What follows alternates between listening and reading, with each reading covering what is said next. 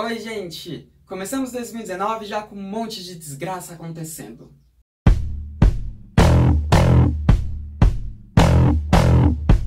Bom, antes de mais nada eu queria pedir desculpas pra vocês, porque eu tô gravando esse vídeo durante o dia, que era quando dava pra gravar, e tá tendo obras nos prédios aqui ao redor do meu, então é bem possível que vocês ouçam os barulhos de martelada, coisas do tipo. E também, antes de eu começar a falar sobre as medidas do Bolsonaro, é importante eu dizer pra vocês que eu tô gravando esse vídeo numa quinta-feira da segunda semana do governo do Jair Messias Bolsonaro, no dia 10 de janeiro de 2019. É importante eu dizer isso porque esse vídeo vai ficar desatualizado assim. Bom, então vamos começar falando sobre a posse do nosso presidente. O que foi aquela desgraça? Eu nem tô falando da quantidade de pessoas que estavam na posse e nem da galera gritando WhatsApp, Facebook como lema ali enquanto Bolsonaro tomava posse. Isso foi muito esquisito, mas não é nisso que eu quero entrar em questão aqui com vocês. Eu quero falar com vocês sobre o que aconteceu com a mídia. O que foi aquela merda? Se você não tá sabendo, os jornalistas que foram cobrir a posse do Bolsonaro, eles foram muito maltratados. Eles tiveram que chegar lá muito mais cedo para ouvir as recomendações de segurança. Tinham regras sobre os alimentos que eles poderiam levar, que deveriam estar visíveis. Não podia ter coisas como uma maçã inteira para não correr risco de jogarem na cabeça do presidente. Então a maçã tinha que estar picotada e tal. Quando eles chegaram no palácio, eles não tinham aonde sentar, eles tiveram que sentar no chão porque não tinha, tipo, tiraram as poltronas de lá, tudo que poderia dar um certo conforto para eles não estava lá. O pessoal da Copa foi instruído a não servir os jornalistas, então para os jornalistas conseguirem comer alguma coisa e beber alguma coisa que eles não tenham levado foi um sacrifício, lembrando que eles não podiam levar a garrafa d'água. E eles ainda tiveram que ouvir uma recomendação de não fazerem movimentos bruscos para os fotógrafos, quando fossem fotografar o Bolsonaro, não levantar a câmera rápido, porque senão eles poderiam ser confundidos com alguém que iria fazer um ataque contra o Bolsonaro e serem atingidos por um dos snipers que estava ali, né, ao redor do palácio para poder cobrir a posse.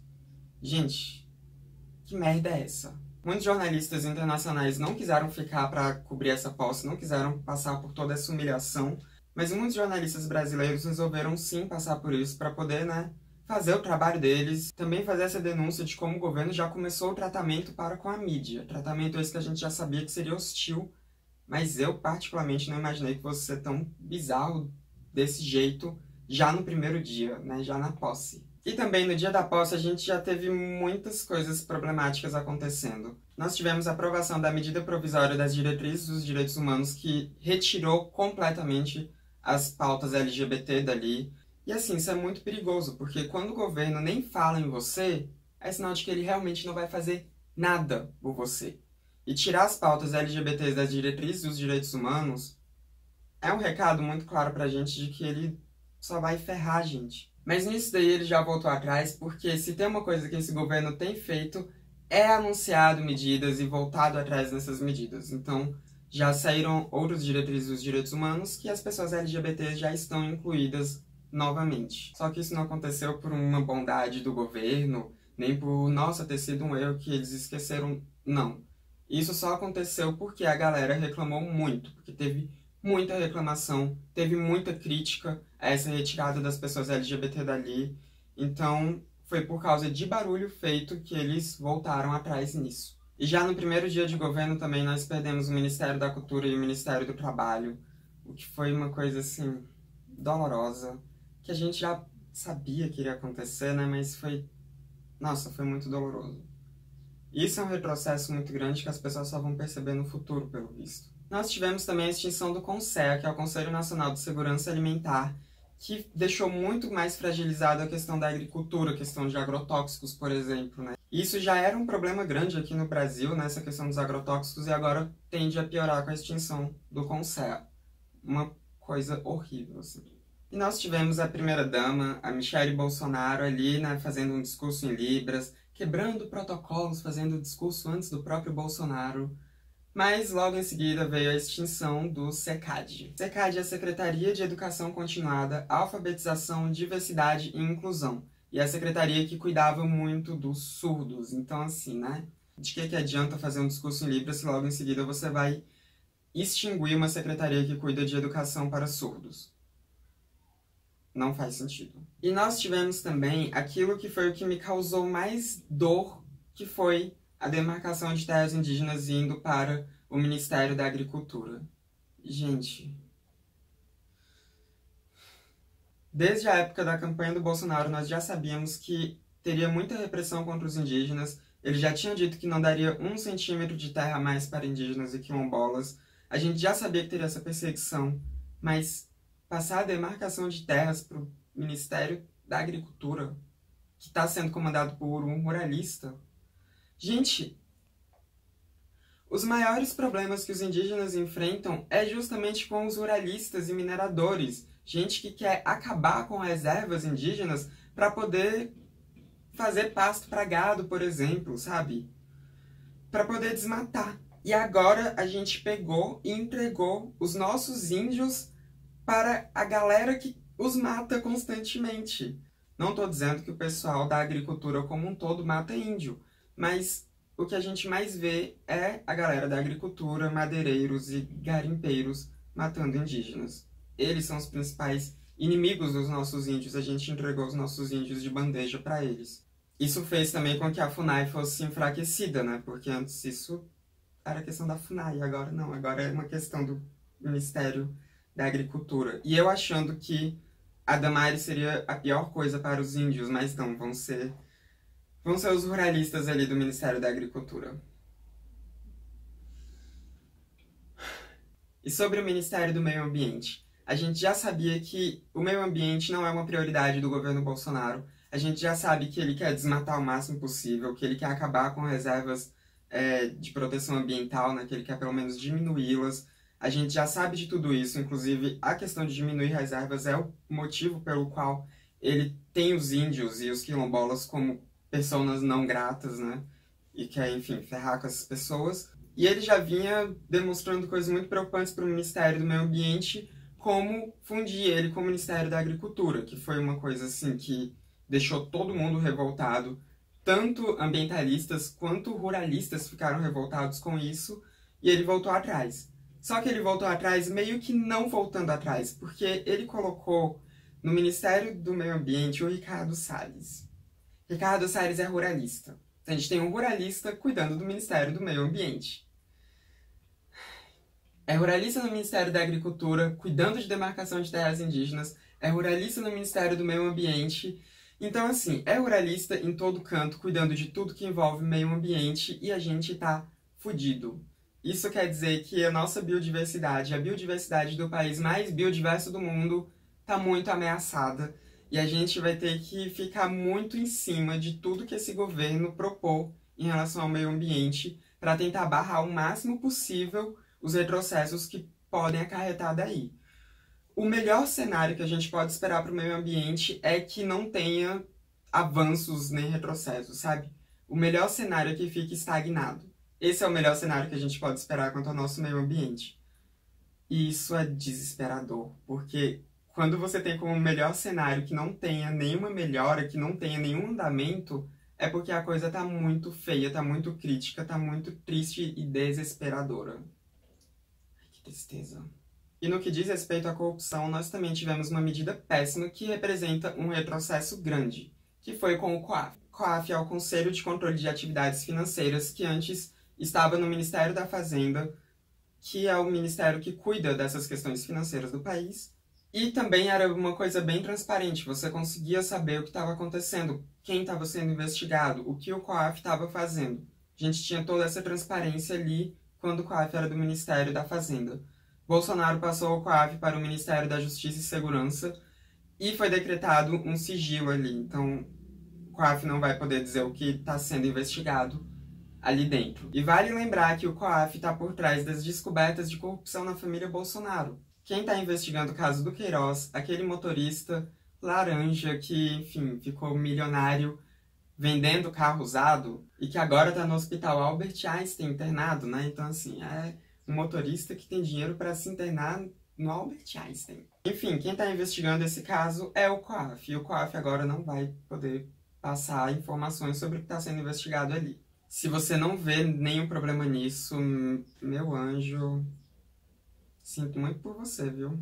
E voltando a falar de meio ambiente, algo que aconteceu ontem foi que a AGU obrigou o IBAMA a retirar a multa que tinha sido aplicada ao Bolsonaro por ele ter pescado em uma área de preservação ambiental em 2012. A multa era de R$ 6.000. E essa multa de R$ 6.000 foi anulada. A AGU obrigou o IBAMA a anular essa multa. Isso pouco tempo depois que o Bolsonaro assume a presidência, né? Tipo, quem votou nele com a esperança de barrar a corrupção, sinto muito, mas isso não vai acontecer. Não vai, não tá acontecendo. A gente já sabia que seria assim. E outra coisa que nós precisamos conversar é sobre os livros do MEC. Porque nesse governo do Bolsonaro tinha sido aprovada, né, umas mudanças nos livros do MEC. E essas mudanças incluíam deixar passar erros ortográficos, não precisar colocar referências bibliográficas nos livros didáticos e também colocar propaganda nos livros didáticos. Você poderia anunciar um produto nos livros que iriam para os alunos da rede pública, sabe? Gente, que porra é essa? Mas isso também é uma das coisas que, por ter sido muito criticada, o Bolsonaro voltou atrás e essas mudanças já não vão ocorrer. Inclusive, uma coisa interessante de se dizer é que está tendo uma desistência por dia no governo do Bolsonaro.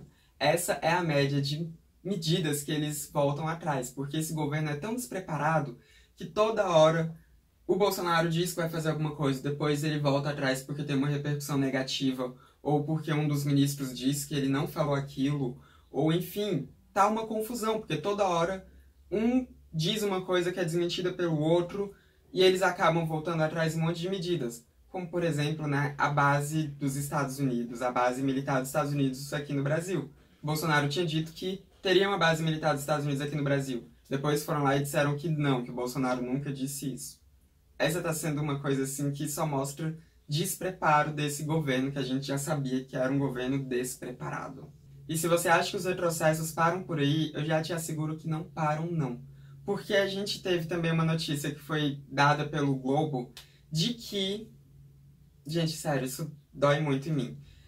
De que iriam mudar as regras para poder conceder bolsa para alunos de pós-graduação no exterior, né? Quem vai fazer mestrado, doutorado sanduíche, enfim, no exterior. E o que eles cogitam fazer com essa mudança de regras para concessão de bolsa é colocar um caráter ideológico nisso.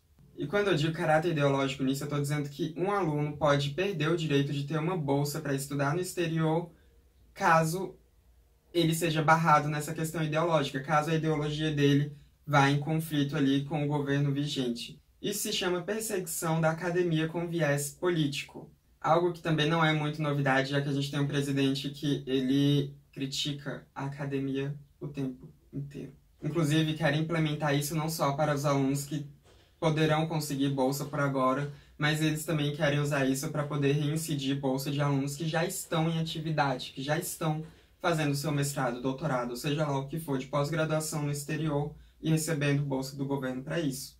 Gente, isso é censura, tá? Esse é o tipo de coisa que só acontece em ditaduras. Você decidir para quem que você vai dar bolsa de estudos em detrimento do que aquela pessoa pensa ideologicamente, politicamente, é censura. É censura do pensamento crítico da academia. Isso é inaceitável. E tem também o decreto, né, da posse de arma de fogo, que deve acontecer na semana que vem, né, deve ser assinado na semana que vem, que vai flexibilizar e muito essa questão. Eu vou ler aqui o que se sabe até então disso, porque, né, tive que fazer roteiro dessa vez também, igual no da Damares. Bom, o decreto é de posse de arma de fogo, não de porte de arma de fogo. Então a pessoa, ela vai poder ter a arma na casa dela, mas não vai poder andar com a arma por aí, porque, enfim, o decreto vai ser no que diz respeito à posse de arma. Por enquanto, pelo menos, porque pode ser que depois o porte também seja liberado, né? Aí as exigências são que a pessoa tenha uma ficha criminal limpa, que ela tenha uma certidão de habilidade técnica para atirar, que ela faça um exame psicológico e passe nesse exame psicológico, e também que tenha mais de 25 anos, e também que a pessoa ela tenha um cofre para guardar a arma caso tenham crianças, adolescentes ou pessoas com alguma deficiência mental morando na casa da pessoa que tem a posse de arma. E também algumas pessoas podem ser beneficiadas com o direito de ter 2 armas de fogo, Essas pessoas seriam agentes de segurança, agentes da polícia, pessoas que moram em área rural, pessoas de área urbana que moram em um local que tem até 10 homicídios a cada 100 mil habitantes no ano, ou seja, todo o Brasil, e também pessoas que trabalham no comércio, e também colecionadores e caçadores registrados pelo Comando do Exército. Qualquer pessoa vai poder ter arma, gente. Qualquer pessoa vai poder ter arma de fogo. Porque isso daqui engloba todo mundo. Porque as únicas pessoas que não vão poder ter arma são as pessoas que têm uma ficha criminal e pessoas também que não fizerem um curso de tiro. Porque até a questão do exame psicológico é muito subjetiva. A gente faz exame psicológico, né, o psicotécnico, para poder tirar a carteira. E tem um monte de gente desequilibrada com carteira, né, dirigindo por aí. E também o exame psicológico, ele atesta a sanidade da pessoa naquele momento. Ele não atesta a sanidade daquela pessoa no futuro. Então, se a gente assumir que esse exame psicológico vai ser realmente muito bom, não vai ser igual o psicotécnico para poder tirar a carteira, mas que vai ser um exame psicológico muito bom, Verne. Isso foi a minha gata mexendo na cadeira. Ainda assim, esse exame psicológico não vai poder dizer nada quanto ao futuro, não vai poder dizer nada se essa pessoa pode vir a ter um surto no futuro ou não. Se aquele cara em um acesso de ciúme ou de raiva pode acabar atirando em uma pessoa que mora com ele, como por exemplo, né, a namorada, a esposa, ficante, enfim. A gente sabe que o Brasil é um país campeão em índice de violência doméstica. Imagina o quanto que isso pode se agravar com posse de arma de fogo, né, com as pessoas podendo portar armas de fogo. É uma preocupação muito grande que eu tenho. E eu não sei, eu espero que não dê nada de ruim com essa medida da posse de armas. Eu espero mesmo que não dê problema, apesar de que eu tenho quase certeza de que vai dar problema. Tudo que eu venho previsto de coisas horríveis que esse governo faria tá acontecendo, tá se concretizando. Inclusive numa velocidade muito maior do que eu imaginava, porque a gente está só na segunda semana de governo e já teve todos esses processos que eu falei. Então, assim, eu queria muito estar errada, eu queria muito que tudo que eu me preocupei durante as campanhas políticas tivesse errado. Eu queria muito que fossem preocupações infundadas, que fosse só um alarmismo, mas o que a gente tem visto é que não é um alarmismo. A gente tem visto tudo aquilo se concretizando e de forma piorada ainda. Então, não dá para esperar muita coisa boa desse governo, por mais que eu esteja tentando esperar que pelo menos o desastre não seja tão grande, eu não estou me mantendo muito confiante. E eu sou resistência, né? Eu sou resistência, sou oposição a esse governo, eu vou estar na luta contra toda medida ruim que esse governo tomar.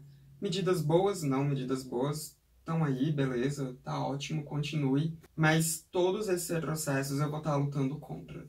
Espero que você que esteja aí me assistindo, independente de você ter votado em quem for, mesmo que você tenha votado no Bolsonaro, espero que você também lute contra esses retrocessos, porque, gente, a coisa tá muito preocupante mesmo. E a gente se vê na próxima, em que eu vou falar um pouco mais sobre a Damares. Então, até mais, gente.